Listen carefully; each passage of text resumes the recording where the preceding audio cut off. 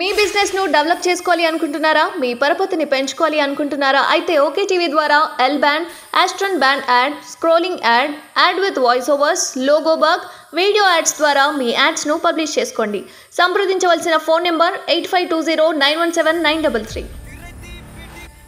Hi hello అందరికీ నమస్తే, welcome to okay TV. నేను మిస్ శ్రావ్య. ముందుగా ఓకే టీవీ ప్రేక్షకులందరికీ నమస్కారం. ప్రస్తుతం నేను కరీంనగర్లో ఉన్నాను. పొద్దు నుంచి కరీంనగర్లో ఎలా ఉండబోతోంది, కరీంనగర్ ఎంపీ స్థానాలు ఎవరు కైవసం చేసుకోబోతున్నారు అన్న దాంట్లో ఓకే టీవీ టీమ్ ఎక్స్క్లూజివ్గా ఇక్కడ సర్వే చేస్తోంది అండ్ అలాగే పబ్లిక్ పల్స్ తెలుసుకుంటోంది. అండ్ ఈ సందర్భంగా చాలా కష్టపడి పొద్దు నుంచి బండి సంజయ్ గారి ఇంటర్వ్యూ కోసం ఎగ్జాక్ట్గా ఎదురు చూస్తా ఉన్న మార్నింగ్ నుంచి. మొత్తానికి క్యాన్వసింగ్లో భాగంగా ఈరోజు ఇప్పుడు ఇంటర్వ్యూ చేస్తా ఉన్నాను. సో చాలా అంశాలు అయితే ఉన్నాయి మాట్లాడడానికి. సో ముందుగా బండి సంజయ్ గారు నమస్కారం సార్. నమస్కారం. ఎలా ఉన్నారు? చాలా బాగున్నా. సో మొత్తానికి 46 degrees ఈ ఎండలో మీ ప్రచారం ఎలా జరుగుతుంది? మీరే ఉదయం చూసారు. అవును, ఎండ అట్లేం సంబంధం లేకుండా ఏది పట్టుకోకుండా ఎన్నికలు కాబట్టి ప్రజలను కలవాల్సిన బాధ్యత ఉంది. ప్రజలకు ఇబ్బంది కాకుండా వాళ్ళని కలవడము, వారి ఓటు రిక్వెస్ట్ చేయడము, మనం ఏ విధంగా ఎందుకు ఓటారని చెప్పి వాళ్ళకి చెప్పే ప్రయత్నం చేయడము, వాళ్ళకి ఏ డౌట్స్ ఉన్నా వాటిని క్లియర్ చేయడము. కాబట్టి అట్లా అందరిని కలిసే ప్రయత్నం చేస్తున్నాం. ప్రజల నుంచి మంచి స్పందన కూడా ఉంది. ఆల్రెడీ గెలుపు మీదే అని అర్థమైపోతుంది మాకు. ఎందుకంటే మీ ఇంటి నిండా జనాలు, మీ ఆఫీస్ నిండా జనాలు, మొత్తం కార్యకర్తలు అందరు కలిసి ఉక్కిరి బిక్కిరి చేస్తున్నారు మిమ్మల్ని. ఏ రకంగా చూడొచ్చు దీన్ని? ప్రజా స్పందన ఆ విధంగా ఉంది. మోడీ గారిని ఎట్టి బస్సులో మూడోసారి ప్రధానమంత్రి చేయాలని చెప్పి ప్రజలందరూ ఆలోచిస్తున్నారు. కాబట్టి కరీంనగర్ పార్లమెంటు నియోజకవర్గంలో కూడా ఒక మంచి వాతావరణం నిర్మాణం ఉంది. ఎందుకంటే మోడీ గారిని ప్రధానమంత్రి చేయడంలో మా భాగస్వామ్యం ఉండాలి. తప్పకుండా మేము ఓటు బండి సంజయ్ గారికి వేస్తే బండి సంజయ్ గారు పోయి నరేంద్ర మోడీ గారికి ఓటు వేస్తారు. కానీ నరేంద్ర మోడీ గారు ప్రధానమంత్రిగా లేని దేశాన్ని ఊహించుకోలేమనేటువంటి స్థాయిలో వాళ్ళు ప్రజలు ఆలోచిస్తున్నారు. కాబట్టి కార్యకర్తలు, ప్రజలందరూ కూడా కష్టపడి పనిచేస్తున్నారు. చాలామంది స్వచ్ఛందంగా యువత అంతా కూడా, పార్టీలకు సంబంధం లేని యువత కూడా, పార్టీలకు సంబంధం ఉన్న యువత కూడా అందరూ కూడా భారతీయ జనతా పార్టీలో చేరి మద్దతు ప్రకటిస్తూ ఉన్నారు. కాబట్టి భారీ మెజార్టీతో ప్రజల ఆశీర్వాదంతో గెలుస్తున్న నమ్మకం, విశ్వాసం మాకు వచ్చింది. అంటే సార్ యాక్చువల్ గా కొంతమంది పబ్లిక్ ని కలవగానే లీడర్స్ కి కొంచెం ఇరిటేషన్ వస్తూ ఉంటది. మీరు పొద్దు నుంచి ప్రతి ఒక్కరికి టైం ఇస్తున్నారు, ప్రతి ఒక్కరిని కలుస్తున్నారు. మళ్ళీ మీ ఫేస్ లో ఎక్కడ ఇరిటేషన్ కాదు కదా, ఓన్లీ నవ్వు తప్ప ఏం కనిపించట్లేదు. ఎక్కడి నుంచి వస్తుంది మీకు ఇంత పేషెన్స్? కోపం ఎందుకు రావాలి? ఇప్పుడు కార్యకర్తలు దేనికోసం వస్తారు? వాళ్ళకి మనం శాలరీ ఇస్తలేము. వాళ్ళు పార్టీ కోసం పనిచేయడానికి, పార్టీ గెలుపు కోసం వాళ్ళందరూ వస్తున్నారు. సిద్ధాంతాన్ని నమ్మి మోడీ గారిని ప్రధానమంత్రి చేయాలని చెప్పి, ప్లస్ పార్టీ గెలవాలని చెప్పి ఒక లక్ష్యాన్ని ఎంచుకొని వాళ్ళు కష్టపడి వస్తున్నారు. వాళ్ళు ఎండనక వాననక పార్టీ జెండా మోస్తున్నారు. వాళ్ళకి కావాల్సింది వాళ్ళు ప్రేమ ఆప్యాయత పలకరించడం, వాళ్ళు అడిగితే ఒక సెల్ఫీ దిగడం. అంటే అది చేయడానికి అదే బరువు అయితే ఇరిటేట్ అయ్యి వాళ్ళని కసురుకుంటే ఎవ్వరు రారు. పార్టీ వదిలిపెట్టి పోకపోవచ్చు, వాళ్ళ ప్లాన్, వాళ్ళ ప్లేస్ వాళ్ళు పని చేసుకుంటూ పార్టీ కోసం పనిచేస్తూ ఉంటారు. కానీ వాళ్ళ ప్రోత్సాహం అందించాలి, వాళ్ళని ఉత్తేజపరచాలి, ఉత్సాహపరచాలంటే తప్పకుండా వారితో నవ్వుతూ, మాట్లాడుతూ, ఆప్యాయతగా పలకరించే ప్రయత్నం చేస్తేనే కార్యకర్తలు నాయకుడి దగ్గర ఉంటారు తప్ప లేకుంటే ఉండరు. అయితే మీరు గ్రౌండ్ లెవెల్ నుంచి ఎదిగారు, సక్సెస్ఫుల్ గా ఉన్నారు. మిమ్మల్ని అడ్డుకోవడానికి అంటే ఓడగొట్టడానికి శాయశక్తుల చాలా మంది ప్రయత్నిస్తా ఉన్నారు. అది వేరే పార్టీ వాళ్ళు అయి ఉండొచ్చు, లేకపోతే మీ సొంత పార్టీ వాళ్ళు అయి ఉండొచ్చు. ఆల్రెడీ 70 మంది ఇక్కడ ఉసిగొల్పినట్టు తెలుస్తోంది కరీంనగర్ లో మీ మీద దుష్ప్రచారం చేయడానికి, డబ్బులు ఇచ్చి మిమ్మల్ని ఓడగొట్టే ప్రయత్నం చేయడానికి. నిజమేనా? మా పార్టీ వాళ్ళు ఎవరు ఉండరు. మా పార్టీ వాళ్ళు అట్లా చేస్తారని అనుకుని అట్లా చేరు కూడా. వేరే పార్టీ వాళ్ళు ఎవ్వి చేసినా కూడా ప్రజలు ఆల్రెడీ భారతీయ జనతా పార్టీ పువ్వు గుర్తు ఓటు అని చెప్పి అలా నిర్ణయించుకున్నారు. దాన్ని మార్చాలంటే ఎవరి తరం కాదు అది. సరే మభ్యపెట్టి మోసం చేసి ఏదో ప్రజలను తప్పుదారి పట్టించే ప్రయత్నం చేస్తే 1% 1/2% మార్పు వస్తుంది కావచ్చు. అని ఇలా కాంగ్రెస్ పార్టీకి, బీఆర్ఎస్కు నాకు చాలా తేడా ఉంది. బట్ ఏ సర్వే ఇచ్చినా కూడా ఇవాళ భారతీయ జనతా పార్టీకి అనుకూలంగా ఉన్నది. కాబట్టి ఇవి చేసినా కూడా రాజకీయాలు ఉన్నప్పుడు విమర్శలు, ప్రతి విమర్శలు కామన్గా ఉంటాయి. అవి కూడా పొలైట్గా ఉండాలి. కానీ ఎదుటి వ్యక్తిని ఓడగొట్టాలంటే అడ్డదారులు దొక్కే ప్రయత్నం చేస్తే ఇవాళ ప్రజలు దాన్ని గుర్తిస్తారు. ఏ విధంగా గుణపాఠం చెప్పాలో ఆ విధంగా గుణపాఠం చెప్తారు. కాబట్టి ఏదైనా కూడా ప్రజాస్వామ్యబద్ధంగా ఒక ప్రశాంతమైన వాతావరణంలో ఇలా ఎన్నికల్లో పోటీ చేయడం, గెలవడం ఉండాలి తప్ప ఈ కుట్రలు, కుతంత్రాలు ఇవన్నీ చేస్తే ప్రజలు దాన్ని గుర్తించారు. దాన్ని ఏ విధంగా గుణపాఠం చెప్పారో ఆ విధంగా పక్కకు గుణపాఠం చెప్తారు. నేను పార్టీని నమ్ముకున్నా, మోడీ గారిని నమ్ముకున్నా, మేము చేసిన అభివృద్ధిని నమ్ముకున్నా, కరీంనగర్ ప్రజలను నమ్ముకున్నా, మా కార్యకర్తలు నమ్ముకున్నా. కాబట్టి వాళ్ళే నా బలం, వాళ్ళే నా బలగం. బీసీ రిజర్వేషన్ తోటి మిమ్మల్ని తిప్పికొట్టే ప్రయత్నాలు జరుగుతా ఉన్నాయి.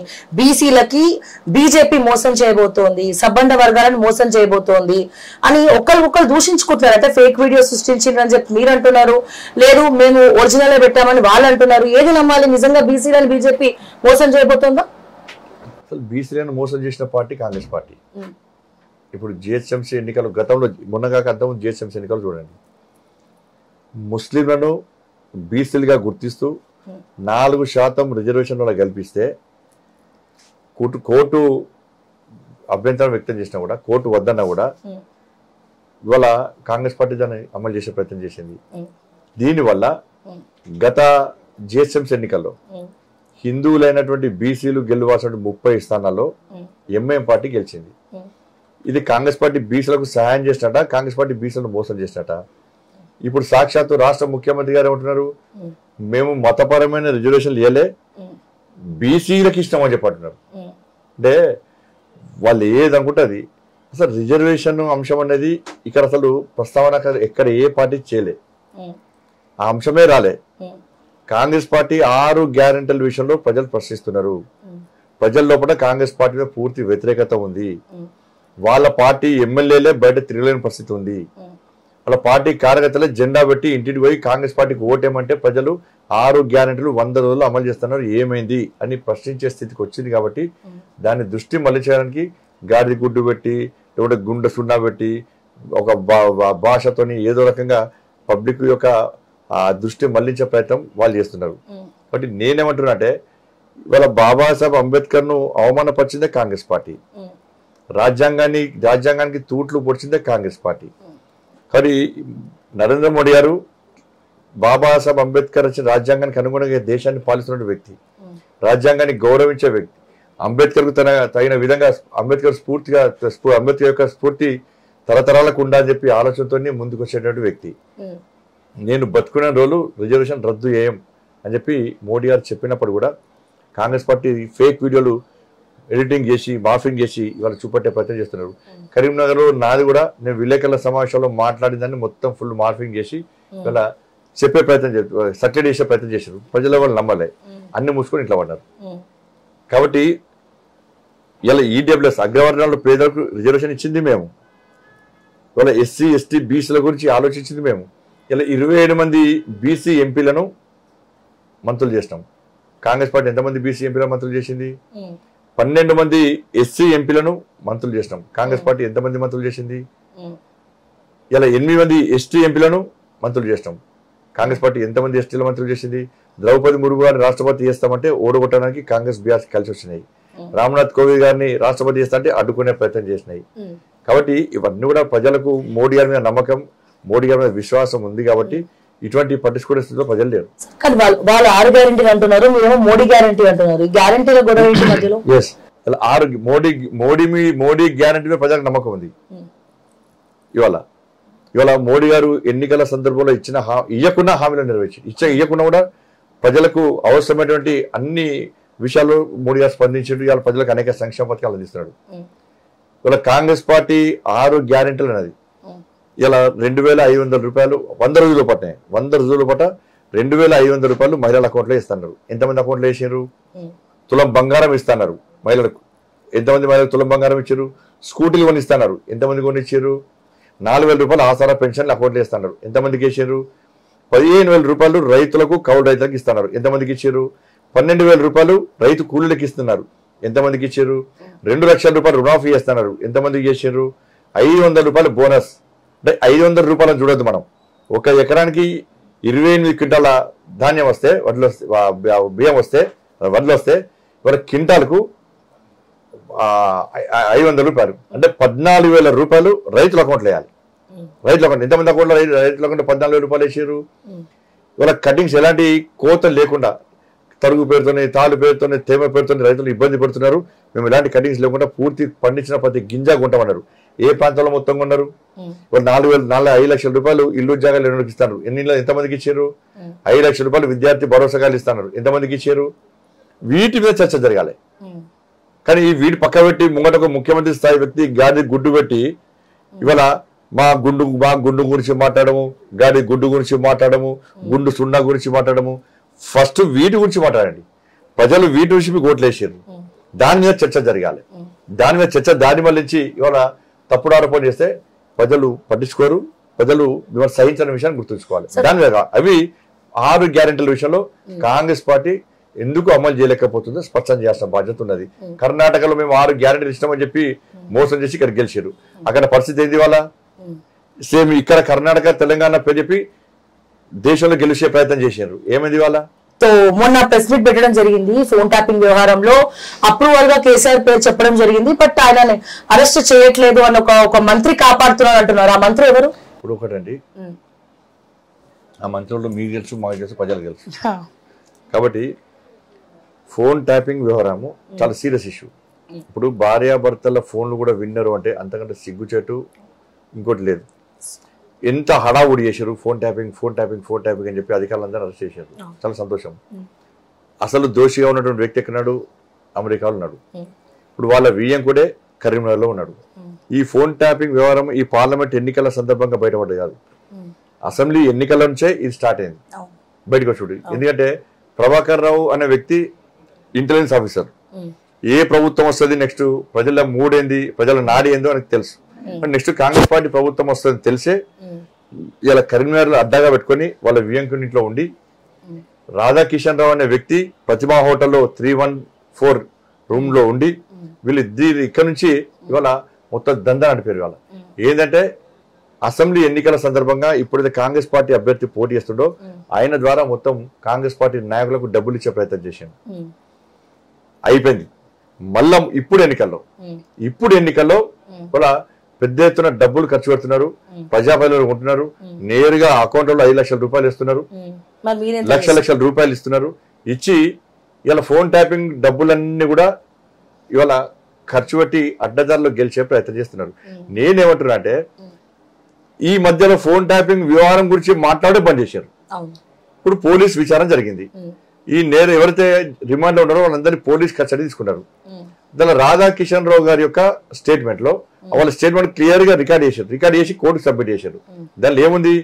నేను కేసీఆర్ చెప్తేనే నేను ఈ ఫోన్ ట్యాపింగ్ చేసిన, ఇంకా పెద్ద ఆయన చెప్తేనే నేను ఫోన్ ట్యాపింగ్ చేసిన అని చెప్పి ఇవాళ ఇప్పటికి ఇన్ని రోజులే.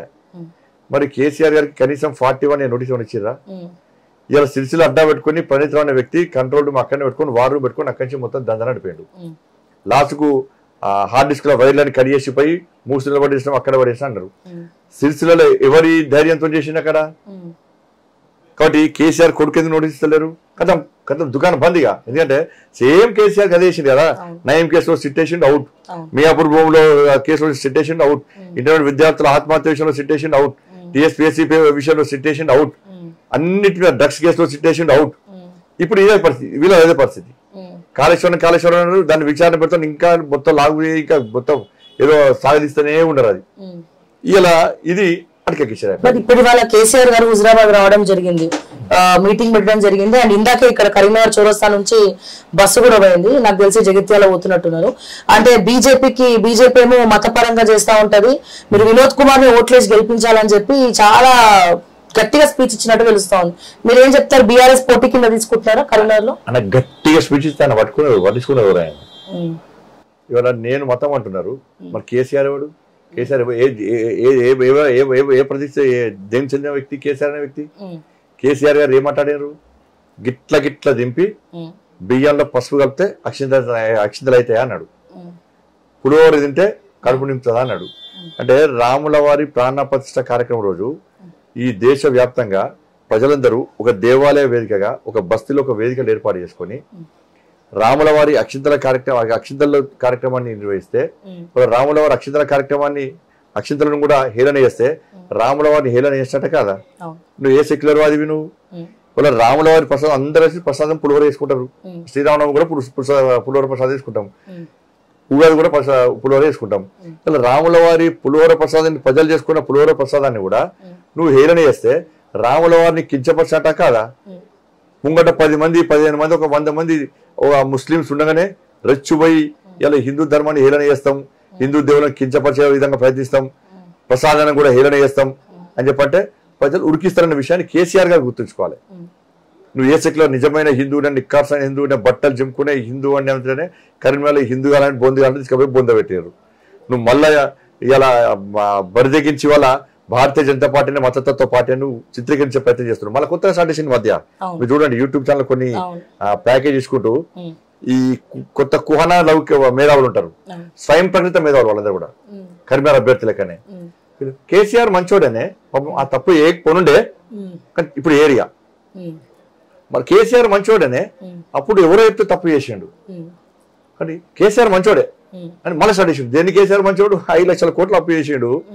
ఆర్టీసీ కార్మికులు ఆత్మహత్య చేసుకున్నారు, రైతులు ఆత్మహత్య చేసుకున్నారు, ఎక్కడ ప్రపంచంలో ఎక్కడ లేని విధంగా విద్యార్థులు ఇంటర్మీడియట్ పసిపిల్లలు ఆత్మహత్య చేసుకున్నారు, యువత ఆత్మహత్య చేసుకున్నారు, సర్పంచులు ఆత్మహత్య చేసుకున్నారు, అవుట్ సోర్సింగ్ ఉద్యోగస్తులు ఆత్మహత్య చేసుకున్నారు, ఉద్యోగస్తులు ఆత్మహత్య చేసుకున్నారు, మా కుటుంబాలు ఆత్మహత్య చేసుకున్నారు.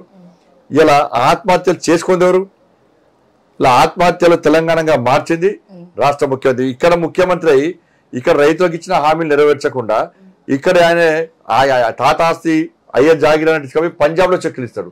ఇక్కడ నష్టమైన రైతులకు 10,000 రూపాయలు ఇవ్వడానికి చేతులు రావు, ఇస్తా అని చెప్పి హైదరాబాద్ పోతాడు, ₹1 ఇయ్యాడు, పంజాబ్ పోయి మాత్రం చెక్కులు ఇచ్చాడు. చెక్ బౌన్స్ మళ్ళీ తీసుకుపోయి అక్కడ ఇస్తారు చెక్కులు.